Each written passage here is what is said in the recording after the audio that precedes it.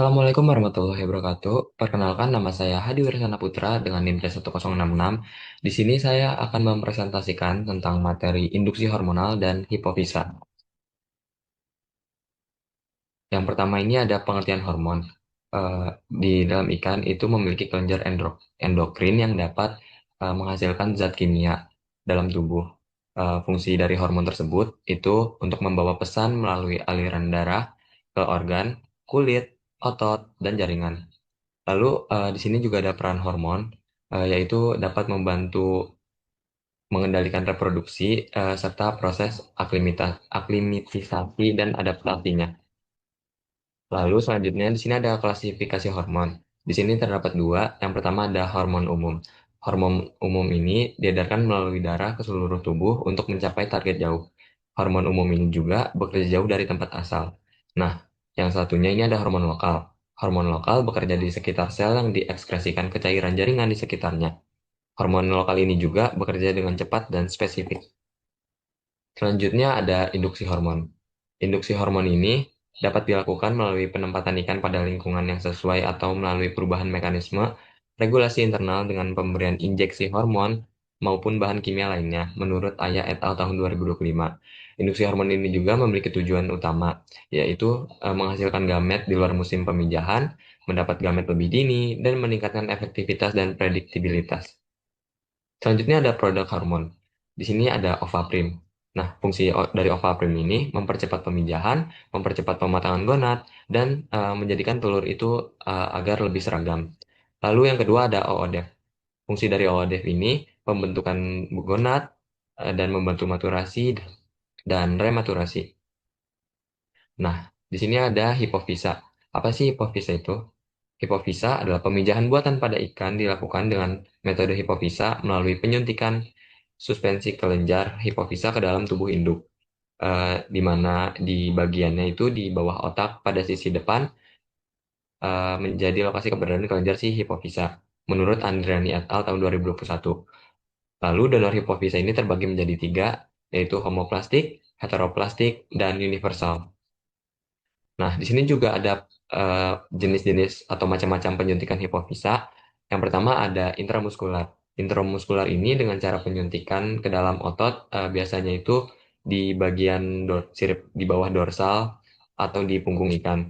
Yang selanjutnya ada intraperitoneal. Penyuntikan ini dilakukan ke dalam rongga perut abdomen, di dekat ventral, dekat anus atau sirip perut. Selanjutnya ada intrakranial. Penyuntikan ini pada kebagian kepala, umumnya menuju otak kelenjar. Nah, di intrakranial ini harus memiliki keahlian khusus karena dapat menyebabkan kematian pada ikan. Nah, selanjutnya ada intravena. Intravena ini dilakukan langsung ke pembuluh darah ikan di sirip punggung atau dekat ekor. Selanjutnya ada oral. Oral ini melalui pakan atau kapsul yang dimasukkan ke dalam mulut. Nah, cara oral ini itu tidak merusak bagian tubuh ikan, namun hormon yang diserap itu belum tentu bekerja secara maksimal. Dan yang terakhir ada perendaman. Perendaman ini dilakukan dengan cara mencampurkan hormon ke dalam air media. Cara ini dapat dilakukan ke dalam banyak ikan. Nah, selanjutnya di sini ada daftar pustaka yang digunakan. Assalamualaikum warahmatullahi wabarakatuh. Perkenalkan nama saya Hadi Wirsana Putra dengan NIM 1066. Jadi di video kali ini saya akan menjelaskan video tentang seks reversal dan pewarnaan asitokarmin. Jadi pertama-tama kita siapkan 3 sampel ikan. Setelah itu potong pada bagian bawah operkulum ikan untuk membedah ikan ini.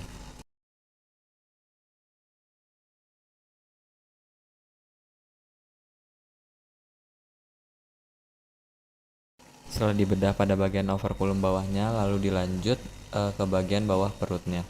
Hal ini dilakukan untuk membuka bagian bawah perut.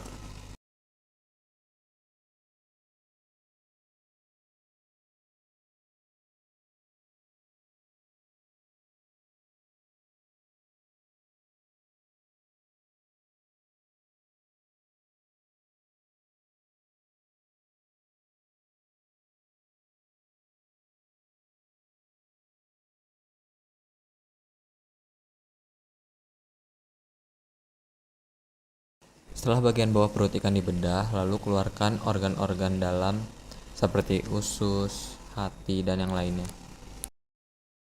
Lalu cari bagian gonad, lalu setelah ketemu bagian gonadnya, keluarkan dengan menggunakan tusuk gigi, dililit seperti ini.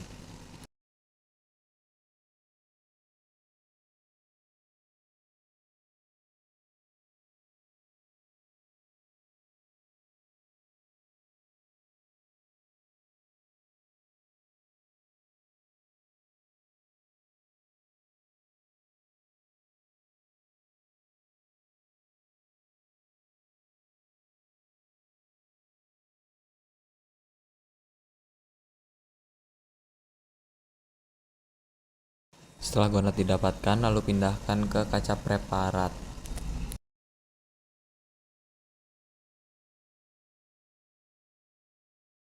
Kemudian gonad tersebut dicacah-cacah dengan alat bedah seperti ini.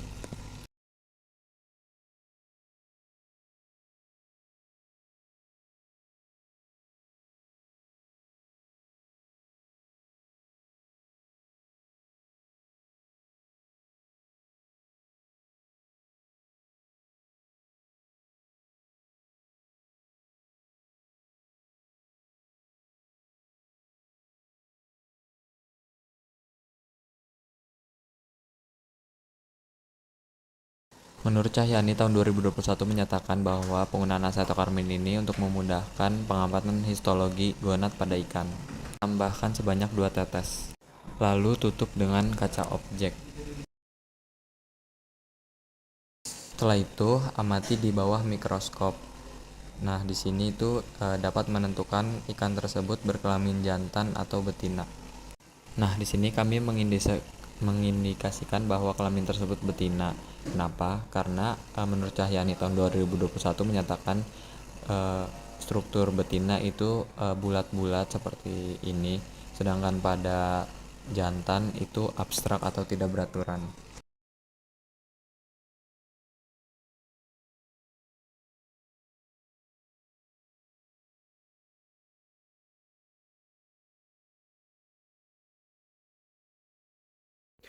Assalamualaikum warahmatullahi wabarakatuh. Perkenalkan, nama saya Hadi Warsana Putra dengan NIM 1066. Jadi di video kali ini saya akan menjelaskan tentang video praktikum yang berjudul Induksi Hormonal dan Hipofisa. Pertama-tama, siapkan 3 ikan mas yang akan digunakan untuk praktikum pada kali ini. Selanjutnya, timbang ikan mas dan di sini kita mendapatkan 206 gram. Lalu ambil hormon ovaprim yang akan digunakan pada ikan sebanyak 0,4 mili.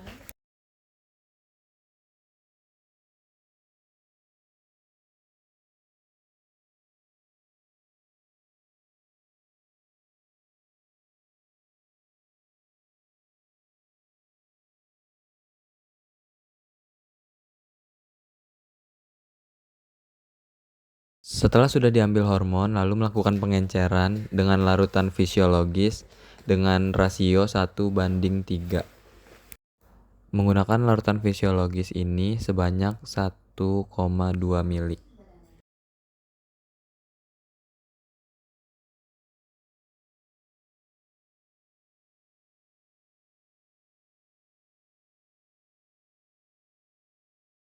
Setelah itu langsung diinjeksi kepada ikan mas, di sini menggunakan cara intramuskular yang dimana disuntikan pada jaringan otot yang berada di bawah sirip dorsal.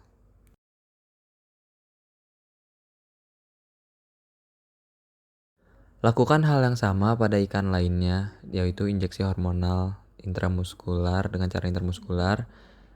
Ya, seperti ini caranya.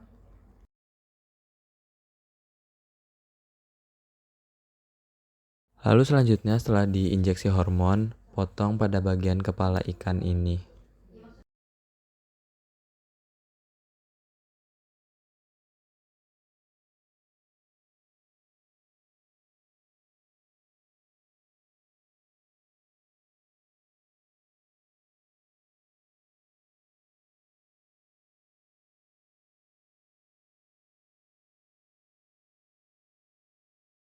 Setelah kepala ikan terpotong, lalu bedah pada bagian atas kepalanya seperti ini untuk membuka dan mencari kelenjar hipofisa yang berada dekat dengan otak.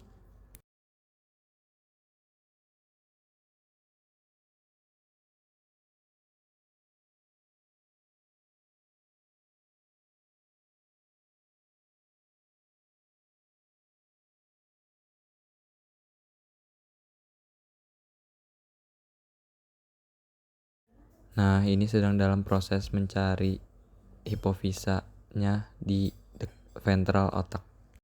Halo semuanya, perkenalkan nama saya Hadi Rasana Putra dengan NIM 1066. Jadi di video kali ini saya akan menjelaskan video praktikum yang berjudul preservasi dan kriopreservasi pada kualitas sperma ikan. Jadi hal pertama yang dilakukan itu kita mengecek tingkat viabilitas pada sel sperma ikan. Di sini berada pada tingkat 3 karena terdapat sel yang sudah mati yang berwarna ungu. Pengecekan pertama ini dilakukan sebelum cryopreservation dilakukan. Lalu hal selanjutnya itu kita mengecek juga tingkat mortalitas pada sel sperma ikan ini juga. Di sini berada pada tingkat 3 juga karena sel spermanya ini cukup aktif namun banyak yang diam juga. Lalu kita mengambil 900 microlight sel sperma ikan.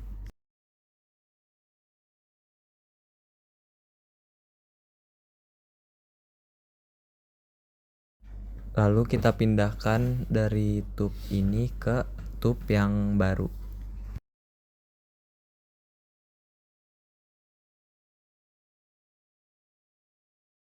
Sel sperma ini juga sebelumnya telah dilakukan pengenceran 1:9 dengan larutan fisiologis.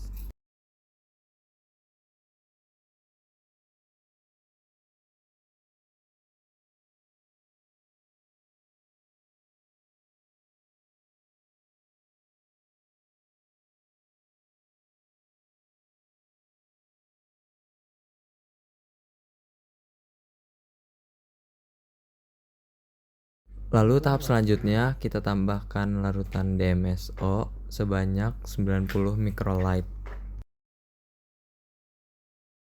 Selain larutan DMSO, kita juga menambahkan larutan kuning telur sebanyak 81 microlight atau 9% dari total sperma.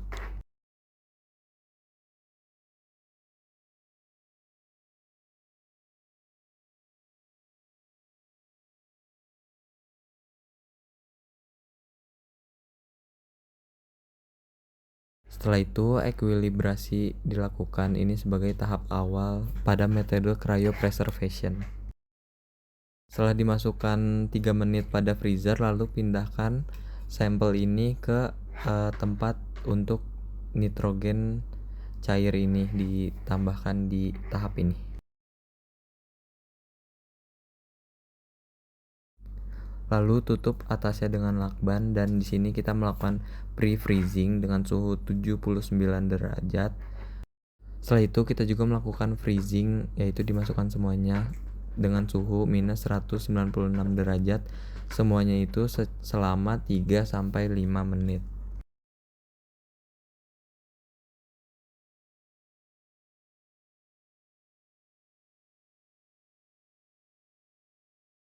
Lalu selanjutnya kita juga mengamati viabilitas tingkat sel sperma pada ikan. Di sini terlihat bahwa sel sperma telah banyak yang mati, yaitu berwarna merah karena selnya membrannya itu rusak sehingga pewarna dapat masuk ke sel tersebut.